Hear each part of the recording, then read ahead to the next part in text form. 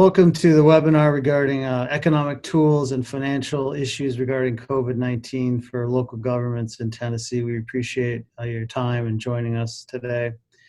First up, I'm going to talk a little bit about the national outlook in terms of the economy, and then some tools that you can use locally to assess the impact of the COVID-19 in your area and how that might affect both the local economy and local financial situation.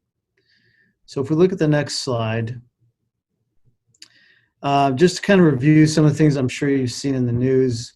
March retail sales were down 8.7%. That's the biggest drop in recorded history. We don't know how long the sales are going to continue to decline, but it's likely going to be for another few months until we begin to see some kind of level of reopening going on. That will obviously vary by state.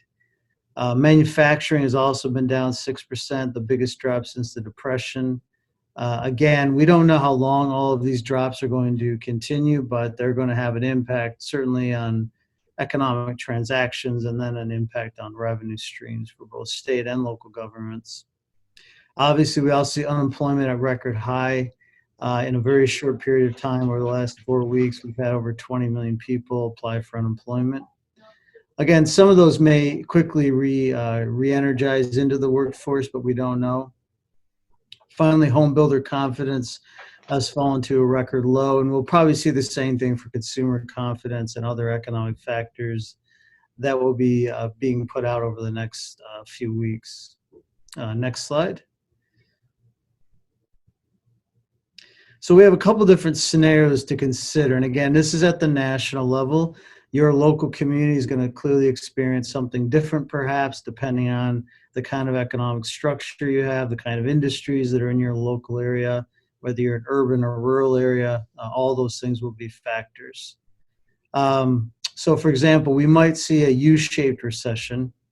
A U recession would be where we have a longer downturn, which might mean we don't see really economic growth occurring until the end of 2020 and into 2021.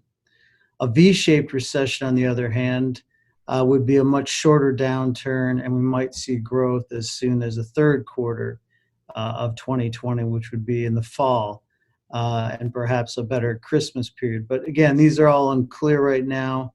We don't have any precedents for this, at least in the last 100 years, and obviously the economy was very different in 1918, so it's really hard to compare at all. Obviously, all of this is dependent on rules around social distancing and how businesses adapt to those rules. If the virus reappears in the fall, as some epidemiologists believe it could, and then also on confidence in general. Do consumers and businesses feel like the future is going to be okay and they're going to be willing to invest and spend money? All these things are really uncertain right now, obviously. Next slide. A third scenario that I think is actually more likely is what I'll call the half V. So basically what happens is we'll see a pickup in the summer and fall as we see some reopening of businesses and other types of establishments. People will go out and spend money because there's been some pent-up demand. But I call it a half V because after that there's a slower recovery because we're going to be living in potentially a very different kind of environment where you might see things where industry can only operate at half or two-thirds capacity. Even, say, a restaurant can't be completely full. Many areas are saying there won't be large gatherings, large sporting events potentially until even next year. So you're going to see some amount of economic activity that is not going to happen, or at least not happen at the same way it would have normally. That's why I think there will be a bounce back to some extent this summer and even into the fall, but then maybe a slower recovery over the next 18 months from there. Normally, forecasting is very challenging in any environment, but now we're dealing with the downturn. Downturns are always difficult, and this downturn in particular, because you really look at 2008, 2001, 1991? Probably not. Those were very different kinds of recessions than this. Really, nothing in our lifetimes anything like this. So it's hard to use historical data to really get an assessment of what's going to happen. Plus, we're dealing with a whole set of factors we've never seen before. The best option, in my opinion, for local areas is going to be who pays your taxes, for example, or your fees or your charges. Who are they? What is the impact on their specific business? Obviously, this is easier in maybe a rural area where you have fewer businesses and establishments versus a larger area. But the bottom line is looking at who are your big taxpayers, whether it be larger hospitals, universities, corporations, and then what's the impact on their balance sheet right now. And also we have to factor in that there's the economics and then there's the financial rules. We're seeing a lot of deferred issues around income tax payments, property tax payments. So, even if the economy recovers, we may still have these deferrals going on where revenue streams might be delayed more than usual. There's already talk of some local governments doing tax anticipation notes, for example, because they expect delays in getting payments. So I think, really not the historical data is not going to be a lot of use. You're going to really need to look at the structure, how you bring in tax money, and then factoring in what you see going on in that community. Next slide. There's a couple tools that I think you could be aware of. You may have used these in the past, but perhaps not. And they're economic impact tools, and I'll go through a couple options for you. Some more expensive, some less expensive, some are even free at the moment. But they can help you determine if a business closes or a business declines. You can look at what's the impact on other businesses in the community, kind of what's that multiplier effect. And I think this is a really useful tool right now because, again, given that we really can't look at historical data very easily, there's really nothing like this that we've ever seen. It's more useful to use a tool like this, for example, to see how that's going to impact both the local economy and then how that's going to impact local tax revenues or fees even. Next slide. So one tool is called IO Snap, Input Output Snap. This is something if you Google, you'll easily find. It's actually produced by West Virginia University. It's currently free at the state level. Now, for many of you, that might not be super useful because you may want to look at the county level or a sort of metropolitan level kind of information. So that will cost you some money, perhaps a few $100s, but I think it's money probably well worth it.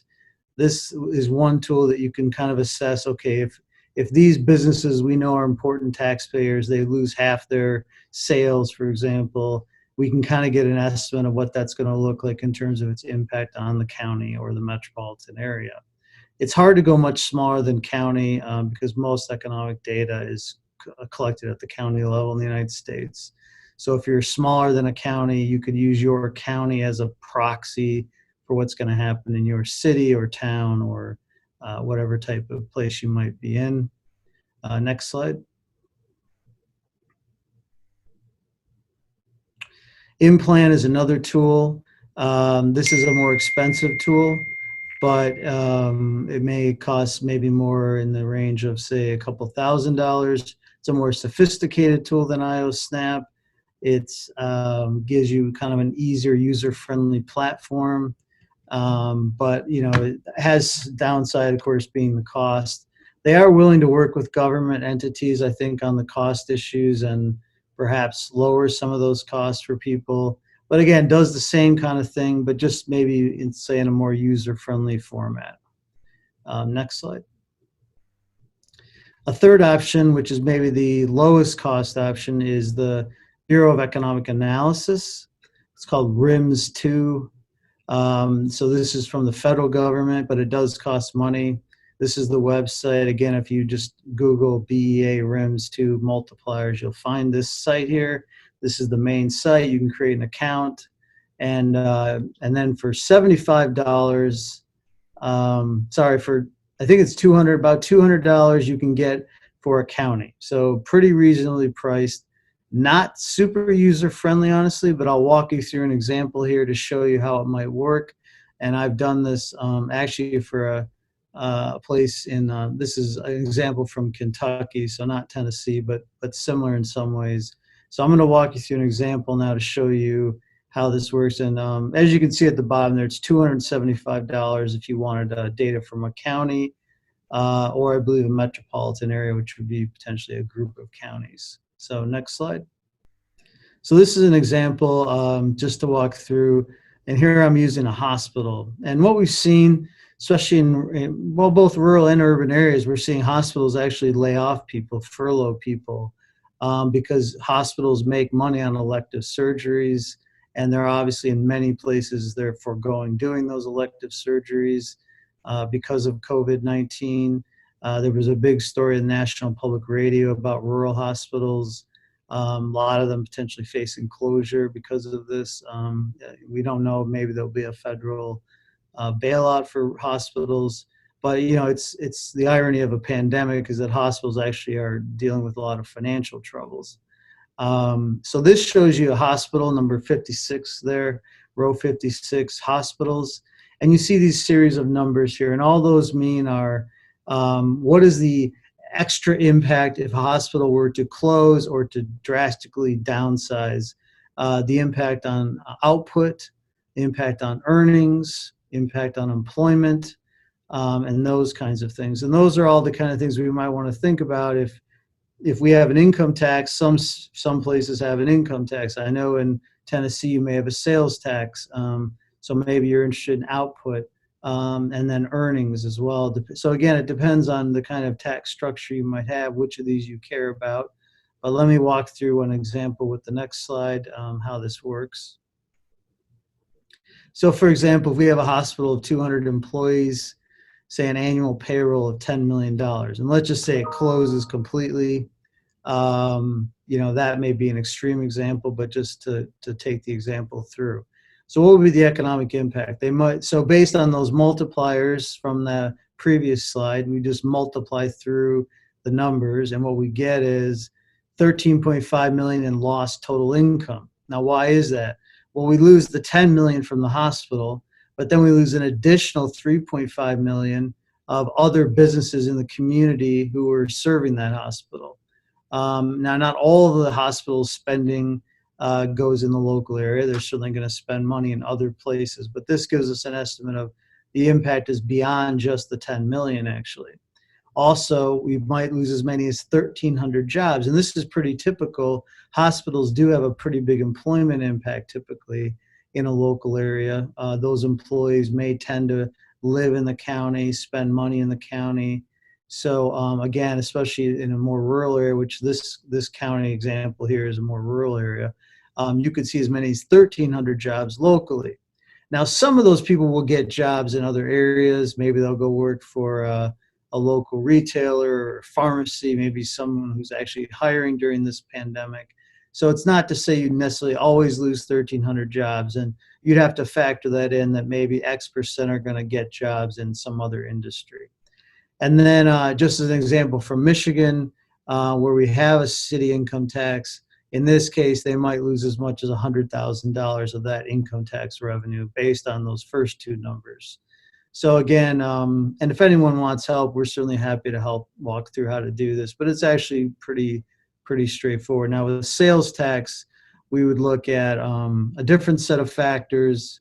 We need to break it down a little differently with the output numbers and see what is taxed, because many sales taxes are only on goods, not services. And so we could estimate the loss of sales tax in that case. And next slide. So that's all we have. So again, just to kind of recap quickly, forecasting is going to be difficult for now. National forecasts for the U.S. economy are all over the map right now. Like I said, a V shape, a U shape, maybe a half V. No one really knows, honestly. We have to be very, I think, humble at this time that we just don't know for sure where we're going. I think locally you're going to see different impacts depending on the structure of your local economy, obviously. If you're tourism based, you could be taking a big hit. If you're, manufacturing the things we need right now, like sanitizer and toilet paper, you might do quite well, perhaps. So it really depends a lot on the local community. And so I would say rather than looking at historical data to do your forecasting, which is more typical in a kind of normal times, I would factor in maybe using these economic impact tools to see, again, starting with who are your taxpayers, what's the impact on them, whether it's talking to them, reading about them, seeing what's going on, looking at you can get unemployment data for counties in the U.S., and then seeing what that might do in terms of economic impact. So thanks again for your time. Appreciate it. Thank you so much, Eric. This is Betsy Knott speaking from Tennessee. We really appreciate State University helping out with this webinar today and putting forth some affordable models for our local governments, and emphasizing the fact that you cannot necessarily rely on historical data. I think that is extremely helpful. Now we're going to move into the panel discussion portion. So Mary, did you want to put our slides up on the screen? Wonderful, thank you so much. All right, so we invited 4 finance directors from across the state to participate in this panel discussion today to share their experiences so far during this downturn, share whatever tips and tricks they might have, share whether they're laying off employees and exactly how they're reacting to what's going on right now. So next slide. I'll go ahead and let them introduce themselves. I think that's more effective. So we'll just go down the slide in alphabetical order. Karen, if you want to start. This is Karen Bell, Madison County Finance Director in Jackson, Tennessee. Hello, this is Christine Brock with the City of Franklin. We're located just south of Nashville in Middle Tennessee. I'm the Assistant City Administrator and Chief Financial Officer.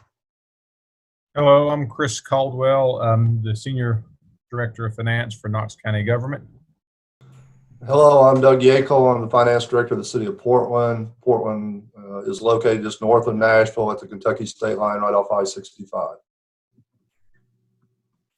Thank you so much for participating today. Let's go ahead and get started on our questions. The first question we have is, how is your local government managing its cash during this time? And does it have adequate reserves? And I'm going to hand it over to Christine Brock from the City of Franklin to kick this one off. Thank you, Betsy. This is probably, when I think back on the last 5-6 weeks, this was probably one of the very first things that we looked at very closely was essentially mapping out our expenses for, it started out for about maybe a 3 to 4 month period. Then we moved out to looking at 6 months and then on to the end of the calendar year. But mapping out expenses, which we pretty much know, and then as we've heard about revenues, trying to make some estimates on revenues for that time, for this time period, and then also looking at our cash, increasing our cash balances as needed during that period. But I wanted to start with the expenses because certainly that's what we believe was a place to start. And it's looking at most of these things we do all the time, but we don't think about that. It seems routine. But in this type of a period, it's really important to have a very clear handle on what those are and the timing. Certainly looking at payroll, the timing of payrolls, your accounts payable processes. Also looking at debt service, when debt service is coming due. And then also if you have fixed rate debt service, then your interest rate payments shouldn't change. But if you have any variable rate debt, any variable rate with swaps, look at those underlying rate assumptions, and are those payments that you have on in your debt service schedules, do they match up with the type of times we're in right now? We also looking at timing for payments on capital projects. For example, we in Franklin right now are going through a large wastewater treatment plant expansion. We're about a year into about a 3-year construction project, so that's committed. We're looking at where those payments are anticipated on that capital project. We also looked at some other cash flow items, such as if your city or county participates in the Tennessee Consolidated Retirement System for your full-time employees in their retirement, those retirees typically leave in May and June if they choose their retirements, and that can be large payments for paying out vacation or any sick time they can take with them. So check with your HR department about retirements. That's part of cash flow at this point. Also looking at intergovernmental agreements. Often those are made in the fourth quarter, or you true up if there's any sort of agreements you have with other local governments to provide services together. So really mapping out expenses as closely as possible. And then also, as we talked about with revenues, we're fortunate in Tennessee that most of us, I believe, have collected our property taxes for this calendar year. That's our case here at the City of Franklin. Our property taxes are collected by the end of February. However, of course, sales tax, for us, sales tax is our largest revenue source, about 50%. So certainly we're used to having delays in sales tax until the end of August, but going ahead and projecting some sensitivity analysis regarding reductions in those revenues, not knowing exactly how much it will be. We also, this was something that I did pretty quickly, was I increased that target in the operating account balance, or operating bank account. I actually increased that target 20% because of how dependent we are on sales tax. We talked about cash is king, and that's really where I wanted to put more focus on. Certainly, one thing to just keep in mind is that if you've been investing your city's cash reserves in treasuries and agency securities, you've probably got market gains in the last few months as those rates have gone down on what people can, or what governments can get in those new markets. So I actually haven't sold investments yet, but that is a kind of a backup that right now we typically hold those into maturity, but if we need to, those types of investments have some value to them. But pretty much I had some laddered investments that they've matured, and I've just pulled those in to increase our operating checking account balance, just to make sure that we have more liquidity at hand. But that is something that our city has been very prudent about, though, because we are so sales tax dependent. We do have more reserves in our general fund than many cities or counties do, who aren't as resilient, or who are not as required to focus on sales taxes. So that is something that if you don't have those reserves, that it's a little bit more difficult. But we do know that we have a sensitivity here in Middle Tennessee, primarily to sales tax. Thank you, Christine. Appreciate it. The next question is your government laying off any employees? Are there any other spending cuts or freezes that you'd like to share about? And I'm going to let Doug Yakel kick this one. Thank you, Betsy. First of all, just to give you a little, I guess for the audience to be watching this, a little feel for the city of Portland. We are about a population of 13,000, heavily industry. A lot of feeder to Nashville as far as employment also. We do have our own utilities, so we have our water, our sewer, and our gas, so we have that situation to deal with. And then we have some special revenues in the golf course, a municipal golf course, of course, and then our stormwater and that. So we got a lot of different things, pieces in our puzzle. When we talk about our employees or employment, of course, a couple of things here.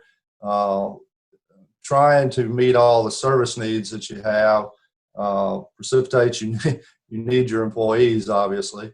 And so we chose to try to utilize shifting, meaning splitting up our labor force, especially in our utility sides, even in our general government sides, as far as our collection area, our business office, as we call it. Splitting people into shifts so that we kept the population down as far as who's at the office at what point in time. We went to a situation of having people work from home if possible, or if not, they still were required to be at home, but they were ready to respond, as we called it, meaning they could be called in.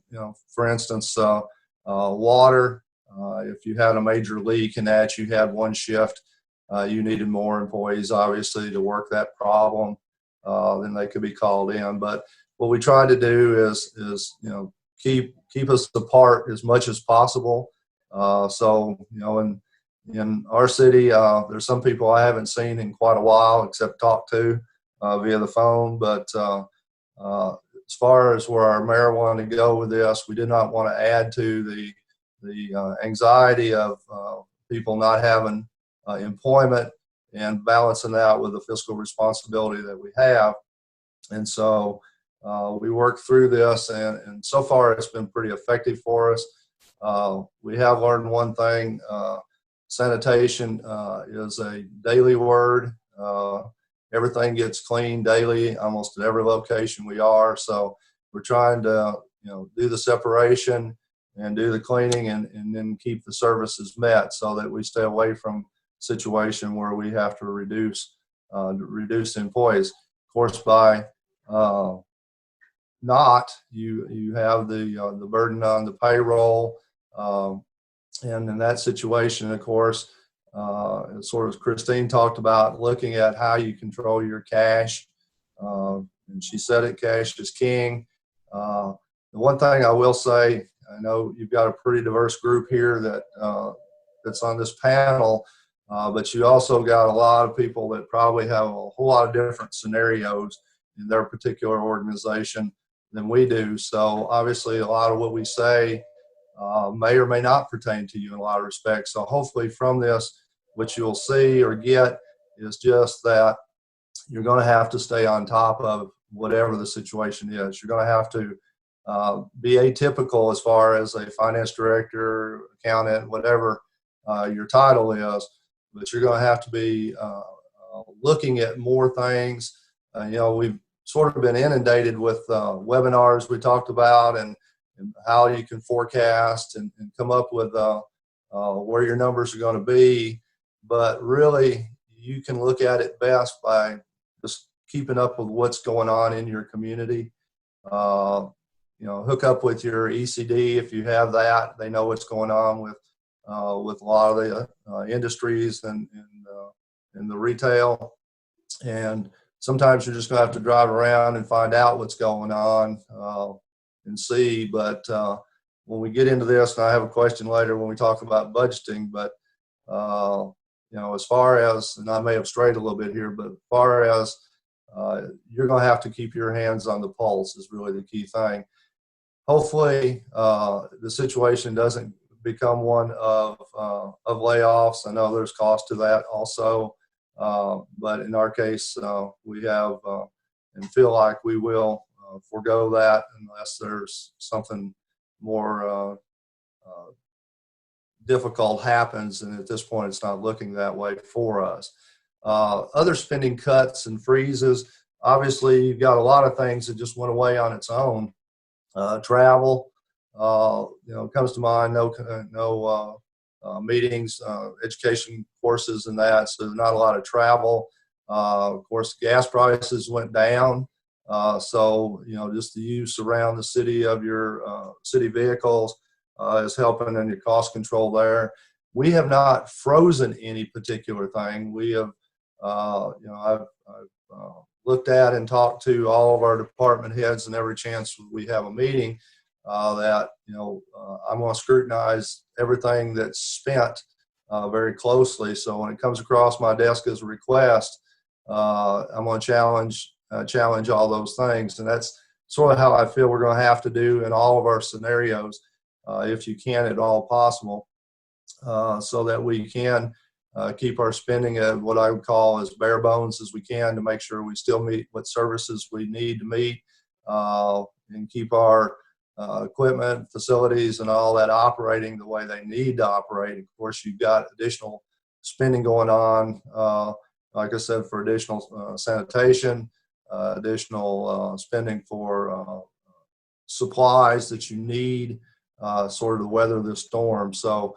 as far as doing specific cuts, there's areas, and you would know it best based on your scenarios, what areas that you can attack. But you're going to have to challenge as we go through this, just to get through this year and then put a budget together and operate in the next year.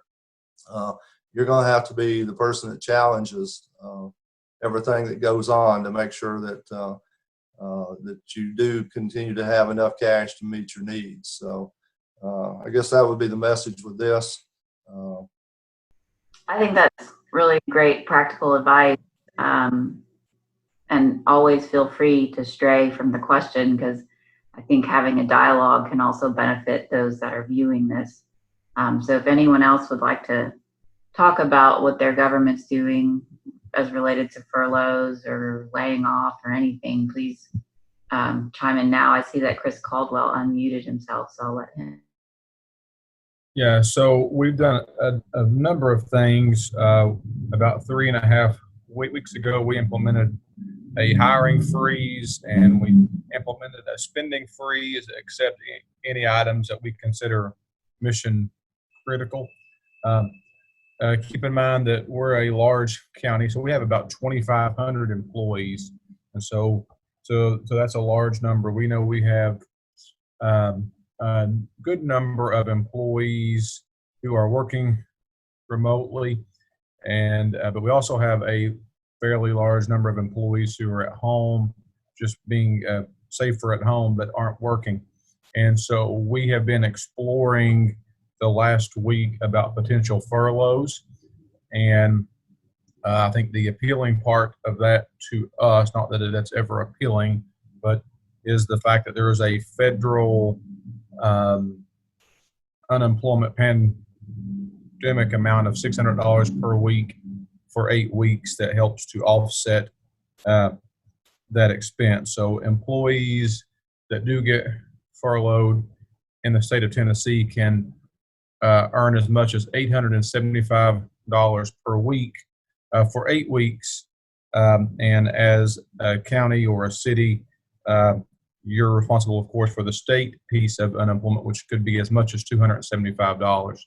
And so if you are having issues with cash flow, we're not currently, but if you are having issues with cash flow, that can be some sort of relief. And so we have also, of course, saw a reduction in services that we provide as people stay home. So as we look at furloughs and make a decision, we will focus on areas that have saw a reduction in service requests, and also of those people that we sent home, I guess, who are classified as non-essential. Thanks, Chris. Let's move to our next question.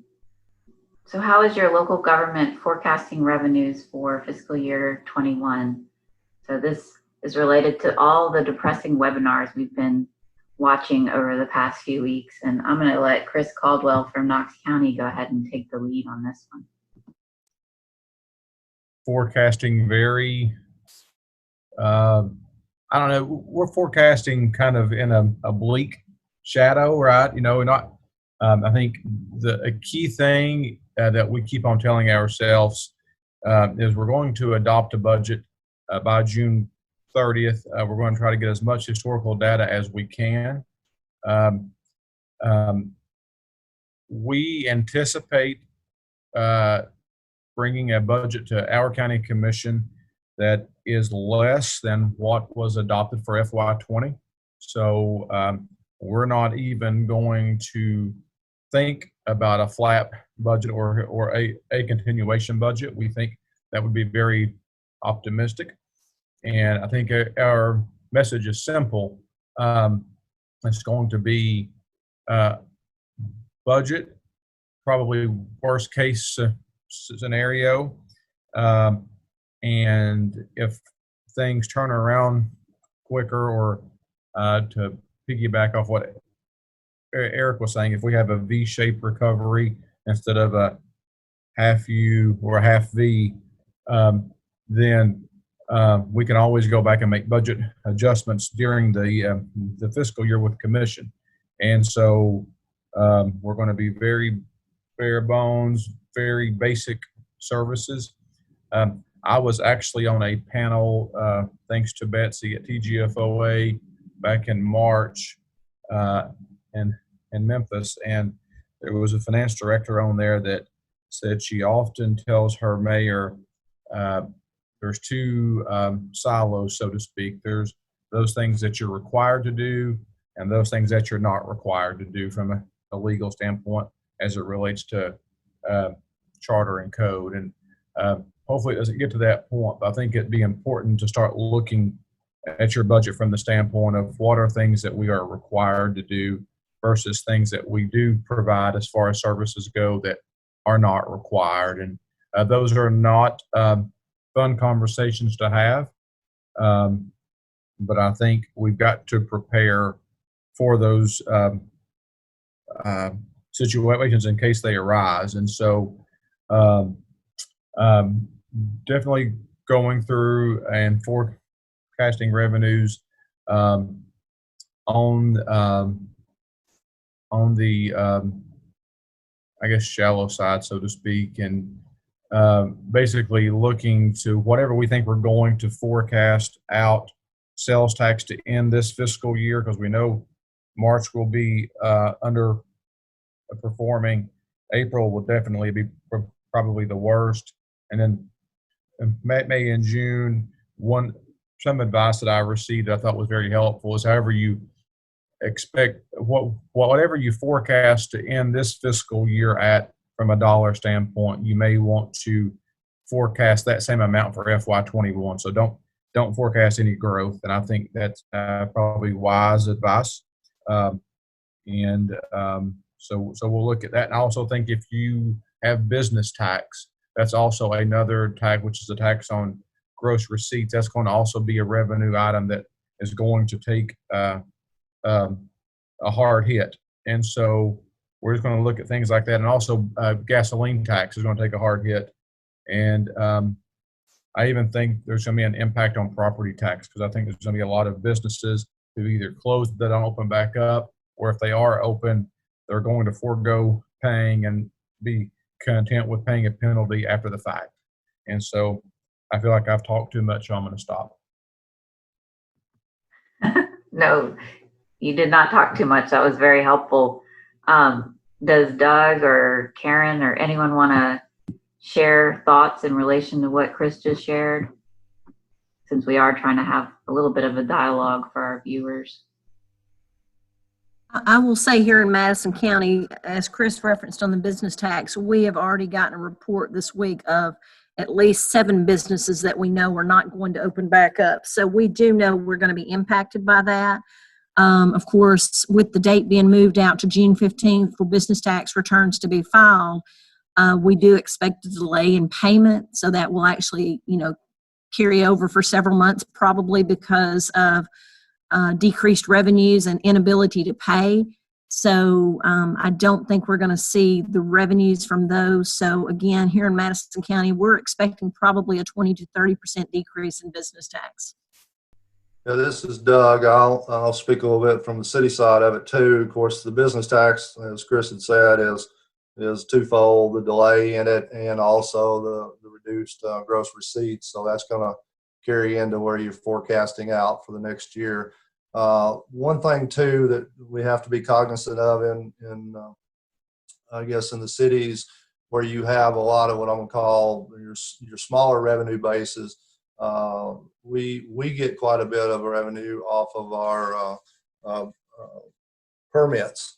And in our case, we have had quite a bit of building going on, and then right now it's surprisingly staying pretty strong, even though I don't know how they're getting all their supplies. But that was the one thing that I started looking at all the little items, let's say park fees and things like that you don't think about a whole lot, but when you wipe that whole number out, it adds to the fact that you're reducing that cash that you're going to have. Now you can offset some of it with expenses.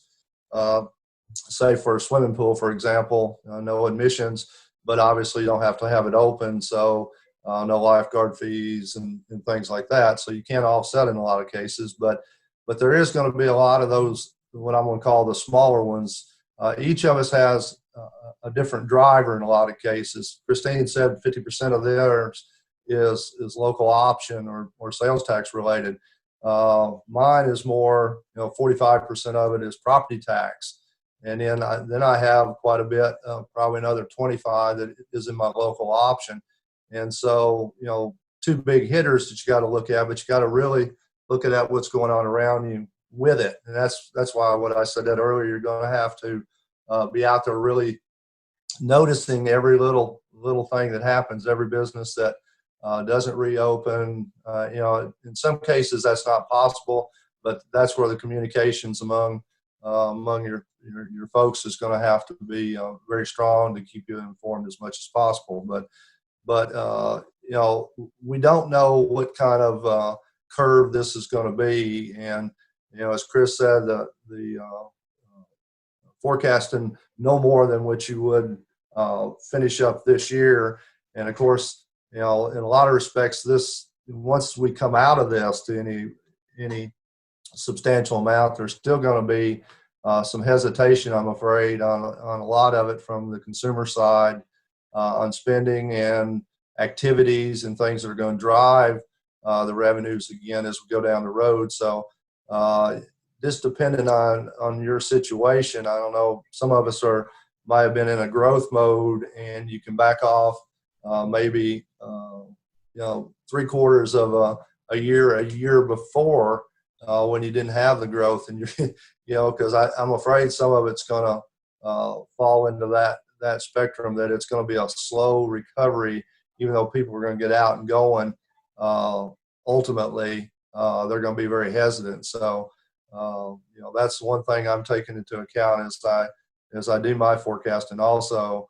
But also, like I said, be sure that you are looking at all the nickels and dime revenue accounts that you've got, because they can add up pretty quick on you and surprise you. Obviously, your big ones, you're going to put your time into. But I see that Christine is unmuted. Would you like to say something? Just very quickly, just wanted to mention hotel motel tax. Some of us record hotel motel tax as a revenue to a general fund. Others of us use that as a funding source for capital projects. So being aware how you use hotel motel, and everybody who has hotels and motels is going to have significant impact for some period of time. And you don't have to be in a major tourism city just to have impact from hotel motel taxes. So for the example, here in city of Franklin, we actually use hotel motel to fund capital expenses. So that could lead to some postponement of capital projects at some point. So just wanted to throw that out there. Thank you. Let's go ahead and switch gears now and move to our next question. How is your local government going to comply with the education maintenance of effort requirements if these requirements are not legislatively changed or waived for fiscal year 21? I think we all know the legislature in Tennessee is supposed to come back June 1st to handle probably just essential legislation, maybe even make further budget cuts. And so there's a potential that the maintenance of effort will be addressed by them.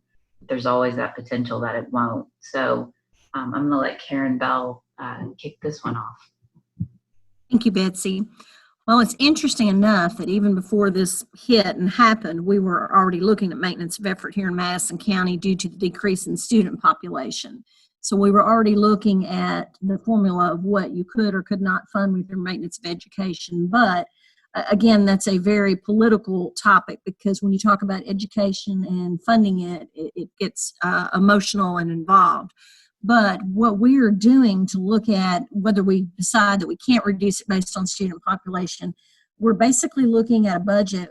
Well, first of all, when we sent our budget worksheets out to our departments, we asked them to consider 3% cuts. And the reason I say consider, many of them are elected officials in county government, so you can't really mandate or dictate, but we suggested that if it was possible to look at possible 3% cuts. The other thing that we are looking at is those non-essential expenditures, what we have more control over, so that perhaps we could pass a budget that revenue-wise would be very similar to what we have this year, because having a budget adopted by June 30th, we're still not going to know the full impact of what has happened with COVID-19, with our state revenues staying 2 months behind.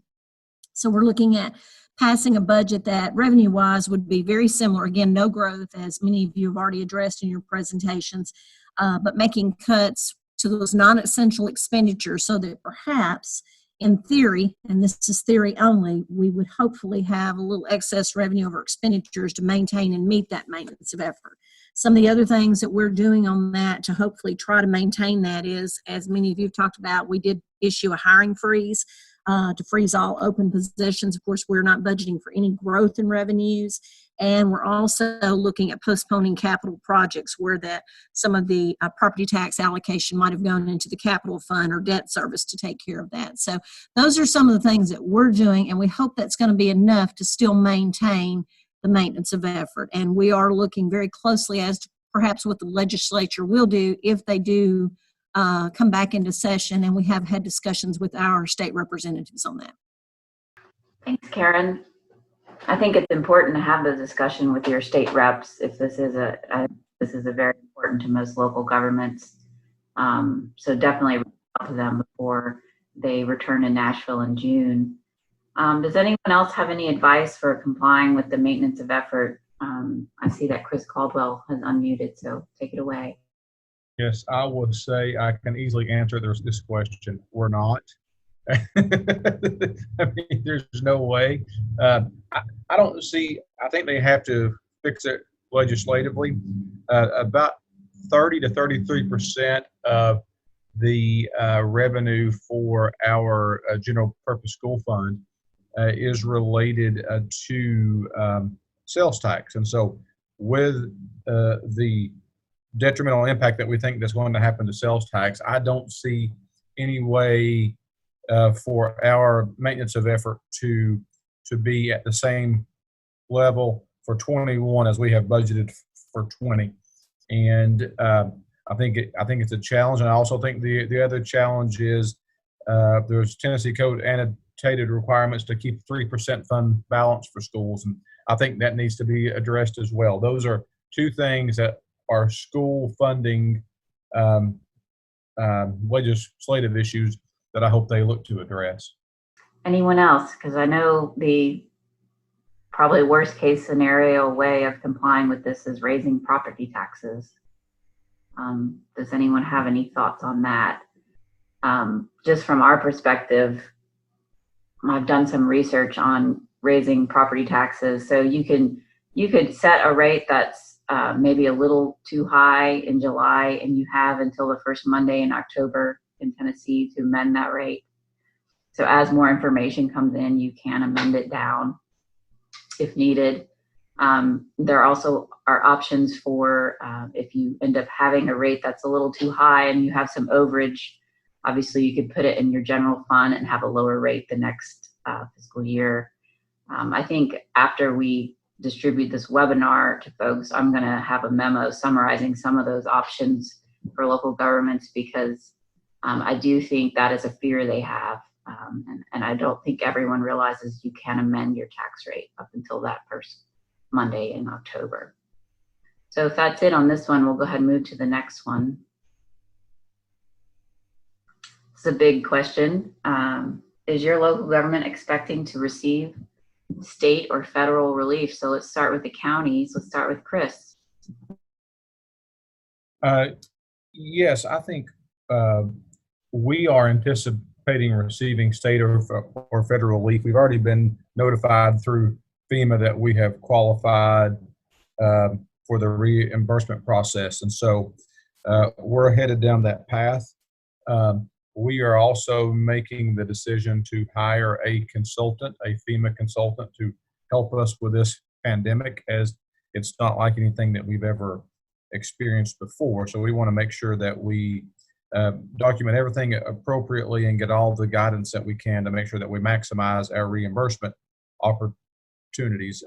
One thing that Betsy and I have talked a little bit about this week, and I have had conversations with some of our financial advisors, is the fact that the state of Tennessee gets to decide how it's going to distribute $2.6 billion in the CARES Act.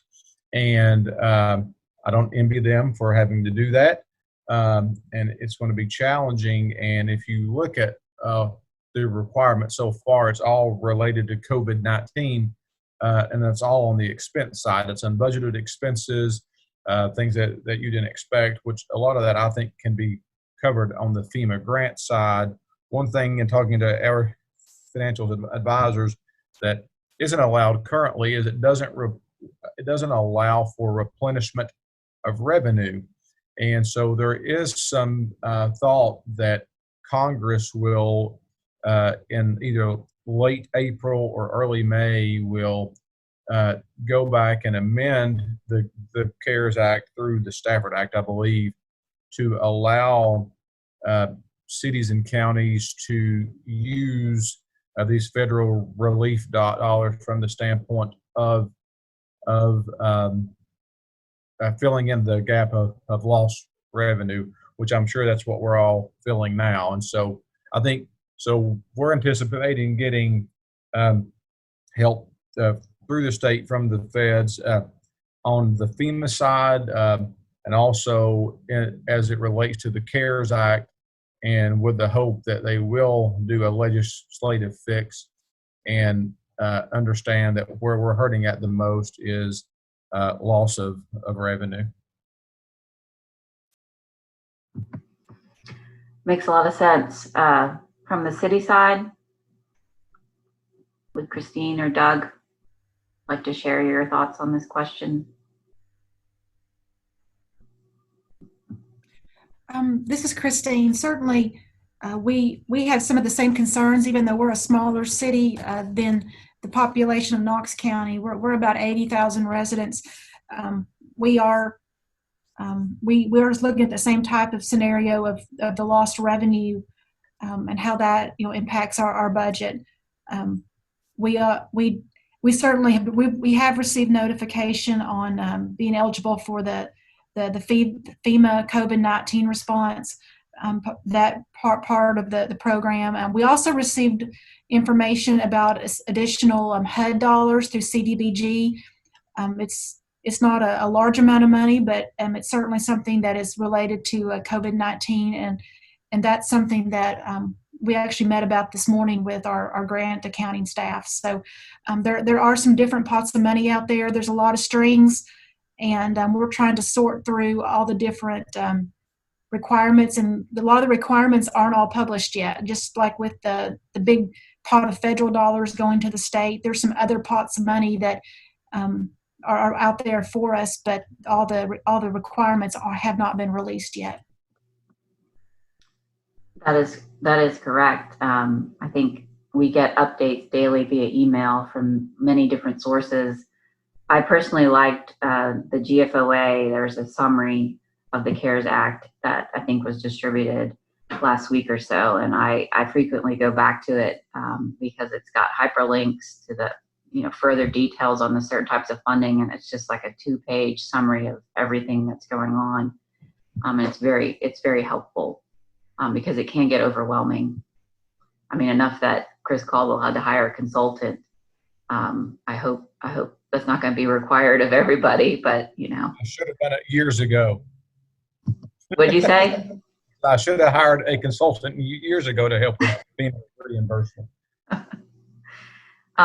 Karen, did you want to say something? I was going to say Madison County has hired a consultant as well. It's one that we actually used back in the 2010 and the 2010 flood and the 2008 tornadoes. But because of, like Chris alluded to, all of the FEMA loophole, things like that, we felt like they were better to guide us along to make sure that we didn't miss out on anything we were entitled to. So we felt like it was a worthwhile investment to hire them again during this unknown precedented event. Very good. And Doug?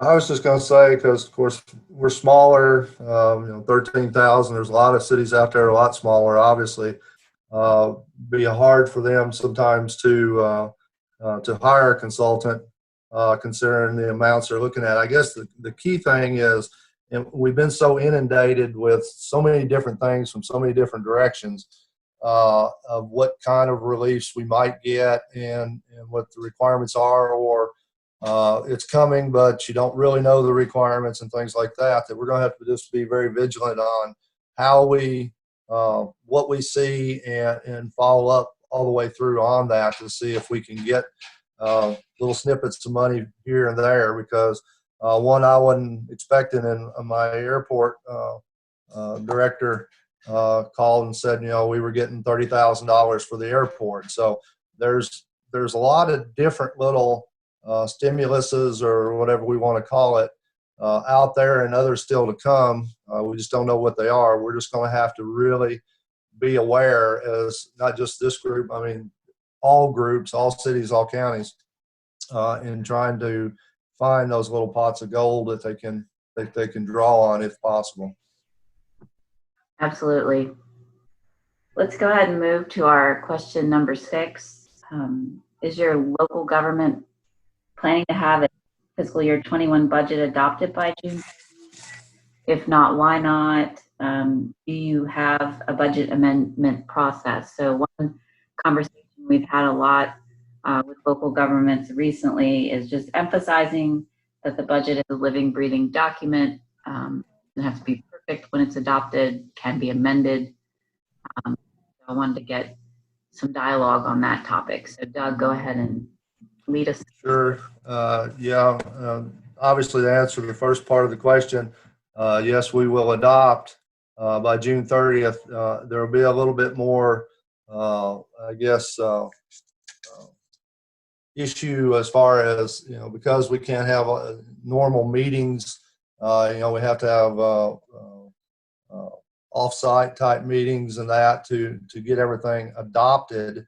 So we have to be very careful on how we structure our timing to make sure that we can get everything adopted by June 30th. But yes, as you said, it'll need to be a very living document.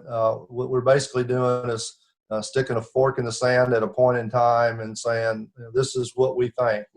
We all know there's so many uncertain items here, and we're going to have to.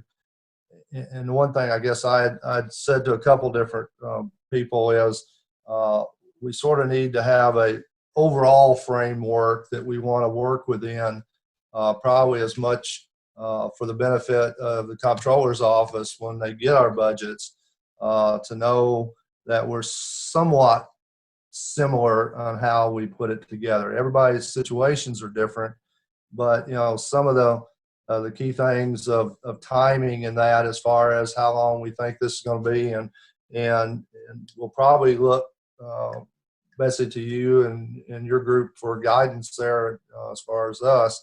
But once that happens and we put one together with all the knowledge that we have of our particular city or county, then it's going to be, how do we keep our fingers on the pulse of it as we go along? Do we have an amendment process? And the answer obviously is yes, we do. And we're going to have to watch it very closely as the situations change. So like I said, we stick a fork in the sand and develop something with some assumptions, and then we're going to have to be ready to maneuver based on how good those assumptions play out. I think Chris said it earlier about doing a bare bones budget, and that's exactly what I'll do. And then as things relieve, if they relieve, then you can amend and do the things that are necessary. In some cases here, we're going to have to make decisions that, we can't do something this year.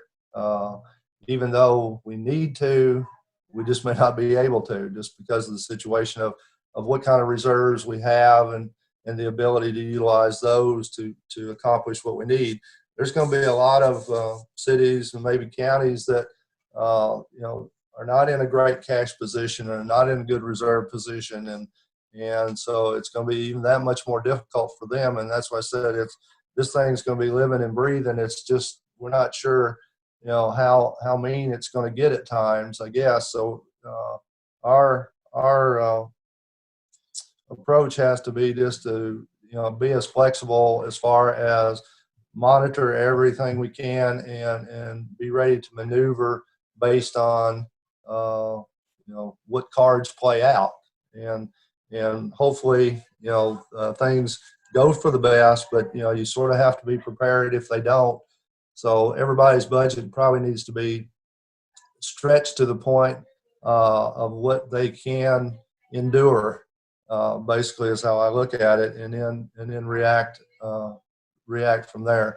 We know if this thing goes on for a long period of time, we can't handle, or a lot of people won't be able to handle. There may be some that have enough reserve in that and can get by, but a lot of them are going to be struggling so bad that essential services and that are going to be depleted, and so we all hope that doesn't get the case, but we sort of have to plan on how far or how low can we stretch this thing and get by, and then as things turn positive, then we can add things back in and amend it back into the budget. So I think there's some good quotes from there. I liked your fork in the stand image, as well as stretching as far as you can endure, I think is what you said. I think that's a good way to put it. And kind of segues into our next question, our second to last question, number 7, which is, will your local government need to take out any emergency loans? We've definitely been getting calls from county-owned hospitals over the last few weeks. And I think Eric alluded to that in one of his slides earlier in the presentation. They are having to cut back their services and as a result, losing revenue. So I'm going to let Karen take this one.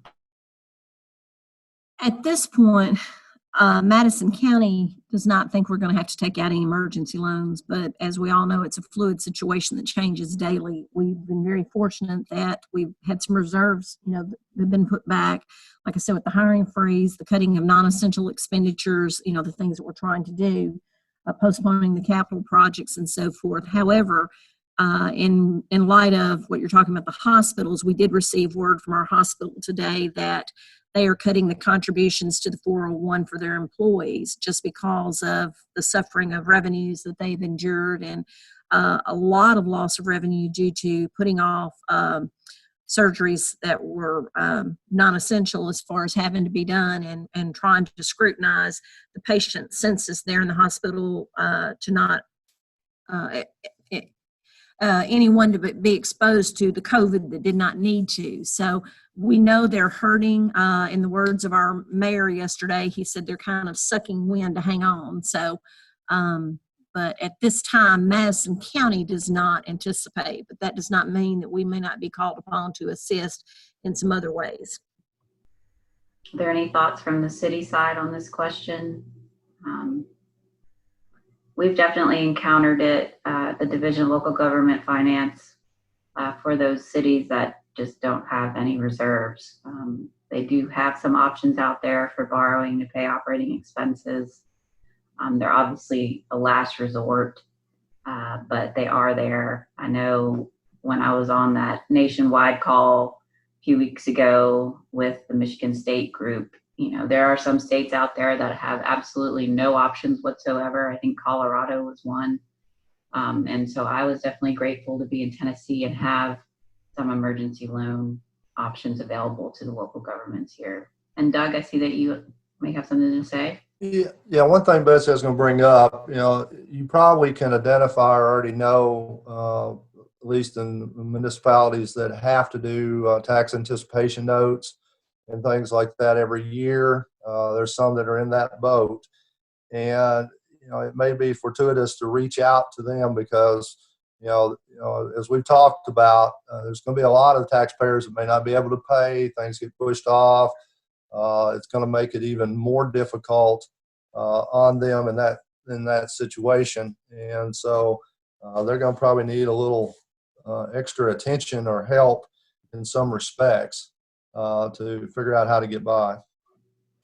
Absolutely. And I guess if any of them are watching this recorded webinar, please feel free to reach out to our office, the Division of Local Government Finance, because we are ready to assist you with the different options that you might have.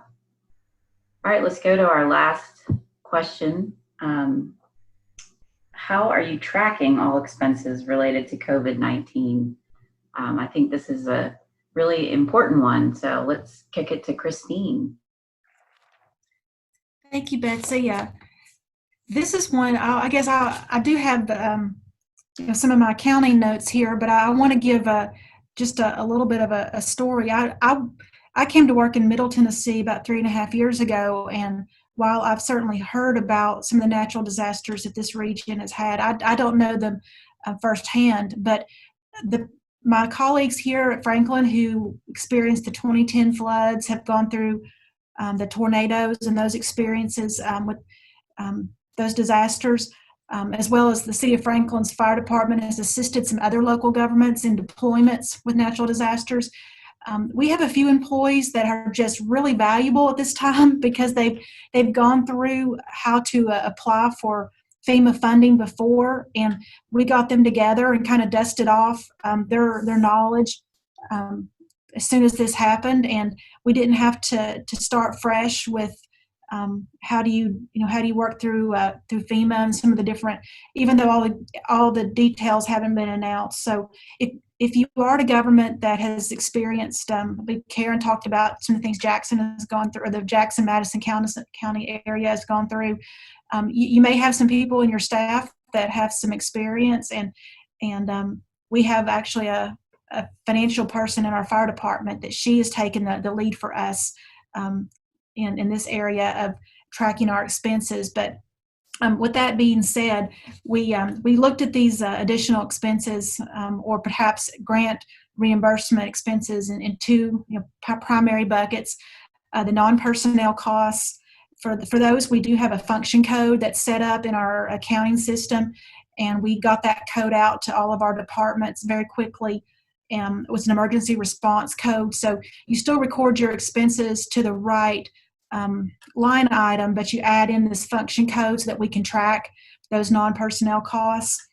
An example of one, and this fortunately, at least so far, hasn't happened to us, but we know of some other governments that have actually had employees who have been diagnosed, and they had to actually hire contracted cleaning companies to come in, and that was an additional expense. So if you've got some expenses that are non-personnel related, you would use the function code. We've also used this for buying additional supplies for our police department, fire department, public works as they're going out and doing what they do. So the function code is going to help us keep all these expenses that are non-personnel tracked. For the personnel costs, we're actually tracking those in a different way because our software for payroll doesn't have a special coding because, of course, pretty much all of our employees who are working on this emergency have other duties as well. They're not 100% on an emergency. However, we are tracking the hours spent on the COVID-19 emergency using the FEMA Form 214. So if you have someone who is coordinating this process, they probably are familiar with FEMA Form 214, or you need to become familiar with that. There is quite a bit of tracking to be done, and we also are keeping up with these employees just using spreadsheets, but still that FEMA Form 214 is going to be necessary to be completed.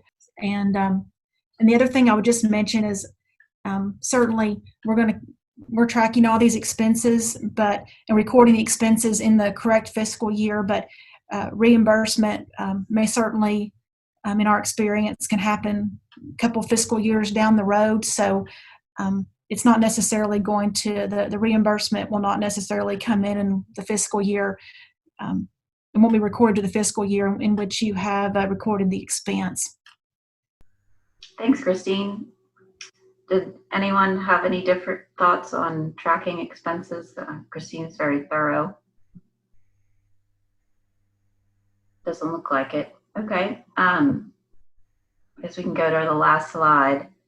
I want to give a huge thanks to our 4 panelists today, as well as Professor Scorzoni from Michigan State University and Mary Schultz from Michigan State. This is kind of the first of its kind that we've done here, and we really appreciate the support. And I think it's great to have finance directors discussing these issues and having dialogue throughout all of this. And I just really appreciate you taking the time to be a part of this today. This last slide is our map for our Division of Local Government Finance. If you are a local government watching this and you haven't reached out to your analyst, please do, especially if you are possibly in need of an emergency loan. We are here to help. So you can find that on our website. And I know with Michigan State, you can Google them and find them easily as well, or just reach out to me and I'll put you in contact with them. So we really appreciate everyone's time today, and we hope this is useful, and perhaps we'll have more in the future. Thanks a lot.